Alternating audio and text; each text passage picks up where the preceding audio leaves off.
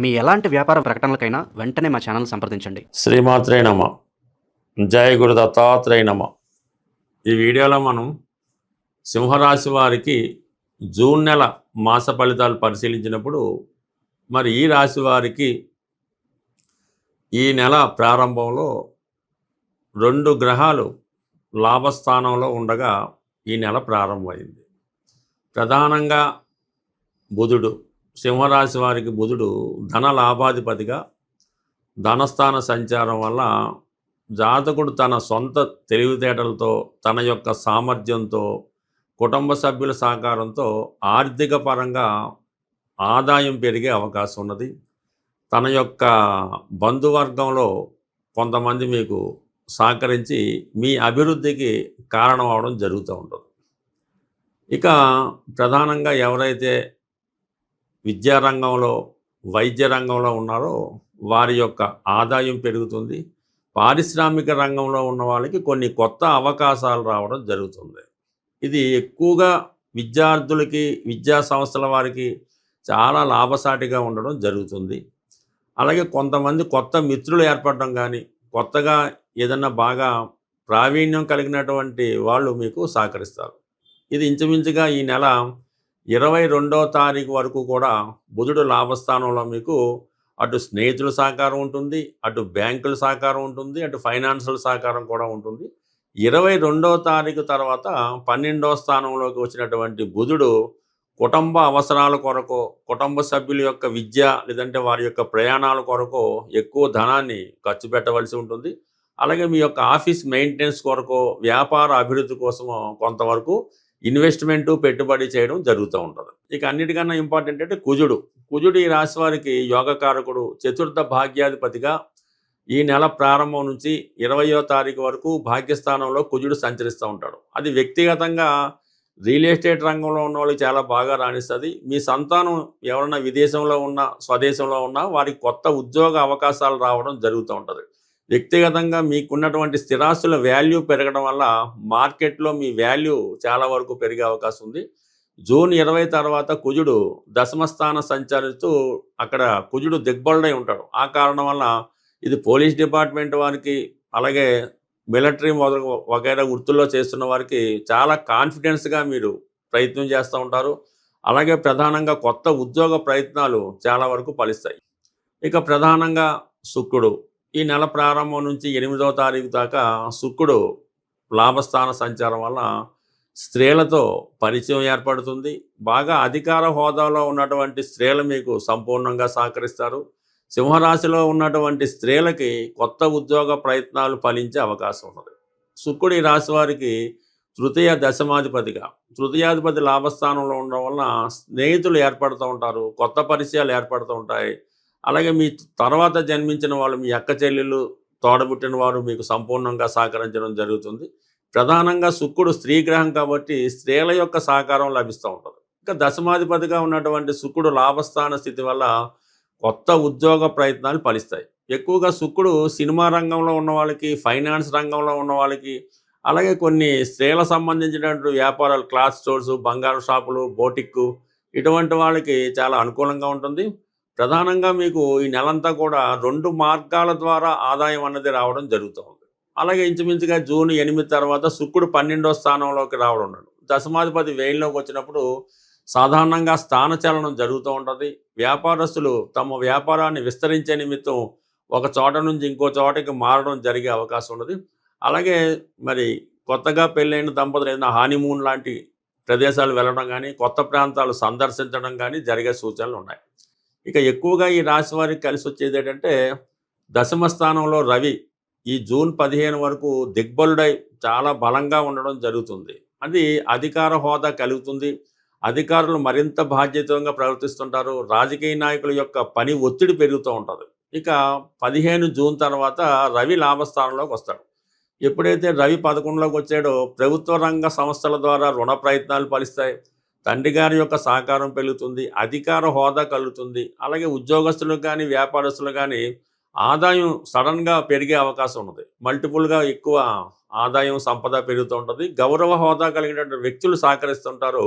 కుటుంబంలో ఏదో ఒక శుభకార్యం రావడం వల్ల బంధుమిత్రులను ఆహ్వానించి వారికి విందు వినోదాలు లాంటి కార్యక్రమాలు ఏర్పాటు చేయడం జరుగుతూ ఉంటుంది. ఇవన్నీ మీకు పాజిటివ్‌గా ఉన్నప్పటికి కూడా ఒక అష్టమ శని ప్రభావం వల్ల ఆఖరి నిమిషంలో చెయ్యి దాకా వచ్చింది చెయ్యి జారిపోవడం, ఏదో చిన్న అనర్హత కారణంగా మీరు మీ పదవి నుంచి తప్పుకోవడం గానీ, పదవికి అనర్హత రావడం గానీ జరిగే అవకాశం ఉంది కాబట్టి ఎక్కువ టెన్షన్ ఫీల్ అయ్యే అవకాశం ఉంటుంది ఈ అష్టమ శని వల్ల. అందువల్ల ముందుగానే మీరొక ప్రయత్నం చేస్తున్నప్పుడు, ఆ ప్రయత్నంలో మీకు అన్ని పేపర్స్ కరెక్ట్‌గా ఉన్నాయా? అది మాకు కరెక్ట్‌గా మీకు దానికి అర్హత ఉందా? లేదా?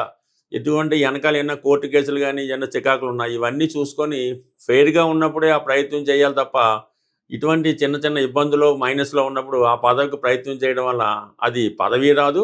పైపెచ్చు అన్‌పాపులర్ అయ్యే అవకాశం ఉంది కాబట్టి, ఈ విషయంలో చాలా జాగ్రత్తగా ఉండడం మంచిది.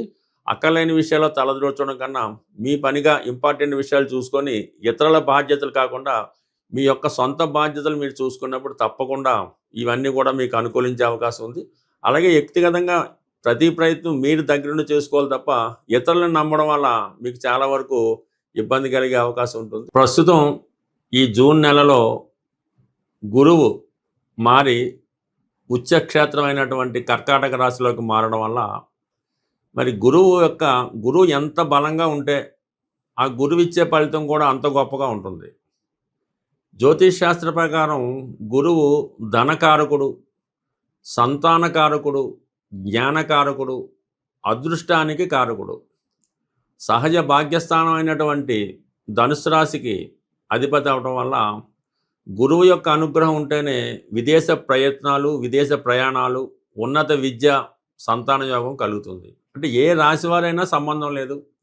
ఇప్పుడు గురువు ఉచ్చులో సుమారు 153 రోజుల పాటు సంచరించే సమయంలో గురువు యొక్క అనుగ్రహం కోసం గురుగ్రహ పరిహారం చేసుకోవడం వల్ల మీకు గురువు యొక్క అనుగ్రహంతో ధనయోగం కలుగుతుంది. సంతానం లేని వారికి సంతానం కలుగుతుంది.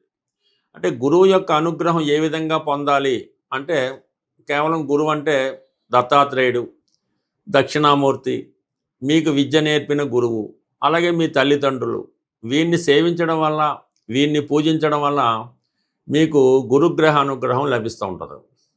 ఇక ప్రధానంగా గురువారం రోజు, ప్రతి గురువారం అవ్వచ్చు, ఒక 3 వారాలు అవ్వచ్చు, మరి ఏదన్నా దత్తక్షేత్రంలో కానీ, శివాలయంలో కానీ మీరు అక్కడ ఉన్నటువంటి ప్రధాన దేవతకి విధి విధానంగా అక్కడ ఉన్న ఆచార ప్రకారం పూజ నిర్వహించి, మీరు శనగలు 3 సంఖ్య వచ్చేలాగా 3 కేజీలు అవ్వచ్చు, 3 పావు కేజీలు అవ్వచ్చు, 3 గుప్పిళ్ళు అవ్వచ్చు, మరి ఆ శనగలు గుగ్గిళ్ళుగా తయారు చేసి అక్కడ ఉన్నటువంటి దేవాలయంలో ప్రసాదంగా పంచిపెట్టడం వల్ల అనుకూలత ఏర్పడుతుంది. ఇంకా బెస్ట్ రెమెడీ, తొందరగా రెమెడీ ఏంటంటే గోసేవ.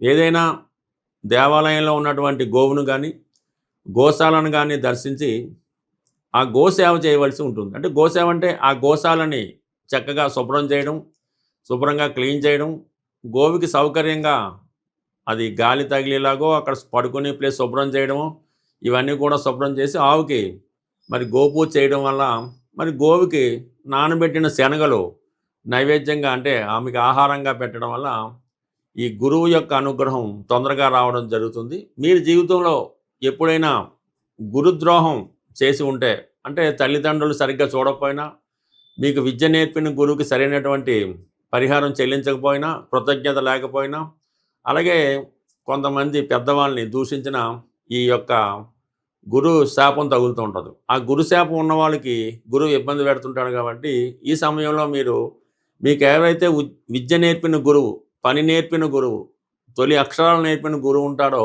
ఆ గురువుకి సత్కరించి చక్కగా మరి మామిడి పళ్ళు సీజన్ కాబట్టి ఒక 3 మామిడి పళ్ళు ఆ గురువు గారికి సమర్పించి నమస్కారం చేసుకోవడం వల్ల కంప్లీట్గా గురువు యొక్క అనుగ్రహం లభిస్తుంది. గురువు యొక్క అనుగ్రహం ఉంటేనే మిగతా గ్రహాలు మీకు సహకరించగలవు. ప్రతిరోజు దైవ ప్రార్థన, సాంప్రదాయాలు పాటించడం, రోజు సూర్య నమస్కారం చేసుకోవడం, అలాగే పరిశుభ్రమైనటువంటి వస్త్రాలు ధరించడం, ఈ విధంగా చేయడం వలన గురువు యొక్క అనుగ్రహం అంటే అది ఆటోమేటిక్గా మీలోనే కనబడుతుంటుంది. మీలోనే ఒక దైవం ఉట్టిపడుతూ ఉంటుంది. చిన్న చిన్న బలహీనతలు, వ్యసనాలు అవి ఉంటే వదిలిపెట్టి ఈ గురువు బలంగా ఉన్న సమయంలో మీరు ఎంత పవిత్రంగా ఉంటారో మీకు గురువు యొక్క అనుగ్రహం అంత తొందరగా లభిస్తుంటుంది. మరీ చిన్న రెమెడీ ఏంటంటే పసుపు రంగులో ఉన్నటువంటి 3 అరటిపళ్ళు ఆవుకి పెట్టడం వల్ల గత జన్మలో చేసిన పాపం ఈ జన్మలో చేసిన పాపం కూడా పరిహారం అయ్యే అవకాశం ఉంది. మరి గురువు అనుగ్రహం కోసం కనక పుష్యరాగం అనే స్వచ్ఛమైనటువంటి ఒరిజినల్ బంగారు ఉంగరాన్ని బంగారంలో తయారు చేసి కుడి చేతి చూపుడు వేలికి ధరించవచ్చు. అలాగే ఈ కనక పుష్యరాగం ఉంగరాన్ని ధరించలేని వారు మరి ఏదైనా తెలుపు రంగు దారానికి పసుపు రాసి, అంటే yellow colour thread right hand మడమకి కట్టుకోవడం వల్ల, స్త్రీలు కానీ పురుషులు కానీ ఒక పసుపు కొమ్ము, అంటే పసుపు కొమ్ములో దుంప పసుపు కొమ్ము, అది పాకెట్లో పెట్టుకోవచ్చు, లేదంటే హ్యాండ్కి కట్టుకోవచ్చు. ఈ విధంగా పసుపు కొమ్ము దగ్గర పెట్టుకున్నా కూడా గురుగ్రహ అనుగ్రహం లభిస్తుంది. రావి చెట్టుకి ప్రదర్శనలు చేసి ఆ రావి చెట్టుకి నీళ్లు పోయడం వల్ల ఆ దత్తాత్రేయుడి అనుగ్రహంతో పాటు గురుగ్రహ అనుగ్రహం కూడా లభిస్తుంది. ఈ సమయంలో మీరు ఏదో ఒక దత్తక్షేత్రాన్ని సందర్శిస్తే ఈ గురువు యొక్క ఆశీర్వాదం మీకు లభించే అవకాశం ఉంది. బట్ ఏదైనా గురుబలం ఉంటేనే పెళ్ళి, పిల్లలు, సంతానం, డబ్బు లభిస్తాయి. కాబట్టి ఈ సమయంలో మీరు ఈ గురుగ్రహ అనుగ్రహం సంపాదిస్తే జీవితంలో చాలా సౌకర్యాలు ఏర్పడే అవకాశం ఉంది. స్వస్తి.